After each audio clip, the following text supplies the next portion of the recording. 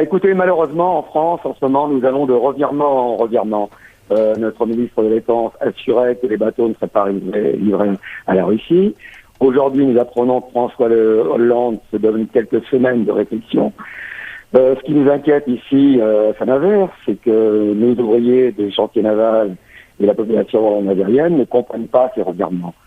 Ces bateaux ont été commandés par la Russie, ont été payés par la Russie. Nous ne sommes pas en guerre contre la Russie, donc ici, nous souhaitons tous que ces bateaux soient livrés le plus rapidement possible. D'accord. Mais est-ce peut-être du populisme? François Hollande essaie-t-il de la sorte de redorer son blason en matière de popularité, de sa popularité? Qu'en pensez-vous? Excusez-moi, je vais vous livrer une réflexion personnelle. Je ne sais pas si M. Hollande a vraiment des idées. Je me demande s'il n'est pas un temps de quitus des USA ou de l'OTAN pour prendre sa décision. Si jamais, j'ose même pas imaginer que François Hollande peut décider contre tous les vents et marées de livrer quand même les Mistral à la Russie. Si jamais il le fait pas, quel serait le sort de ces bâtiments à votre avis? Mais je suppose que ni M. François Hollande, ni le gouvernement socialiste ne sait exactement ce qui sera de ces bateaux.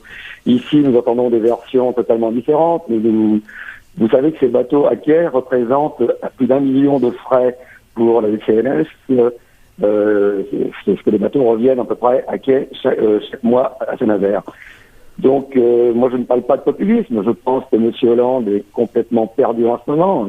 Nous avons perdu des contrats grâce au boycott, à cause du boycott contre la Russie pour nos agriculteurs. Les agriculteurs ont perdu de fortes sommes. Et ici, nous ne comprenons absolument pas ces revirements sans arrêt de la politique de M. Hollande sur ces Mistral. Pour nous, c'est clair. Ici, je ne parle pas seulement du Front National, je parle de la population nigérienne, des ouvriers des chantiers atlantiques. Pour nous, ces bateaux doivent être livrés. Cette commande a été passée, cette commande a été signée, cette commande a été payée. Il n'y a aucune raison de ne pas livrer ces navires. Monsieur Blanchard, mais quand même, pourriez-vous nous rappeler, faire une sorte de résumé de versions d'une éventuelle utilisation des Mistral? Quelles d'entre elles sont les plus réalistes, à votre avis? Pour nous, aucune actuellement. Nous avons parlé de démantèlement. Ces démantèlements coûteraient fort cher. En plus, réduire à néant le travail de 3 ans des salariés de Saint-Nazaire, nous ne voyons pas la raison. Le Canada avait été peut-être intéressé au départ. Ils n'ont pas donné suite. Je ne vois absolument pas à quoi serviront ces navires. Je pense que quand même la France a suffisamment de connaissances pour si jamais, ceci dit, est-ce qu'il y aura des commandes d'autres navires, vu cette affaire assez controversée des Mistral, dans la construction navale, je pense que la France a toutes les compétences pour construire d'autres bâtiments de la sorte. Bien entendu, mais nous mettons une épine dans le pied en déjà refusant de livrer des bateaux qui ont été commandés.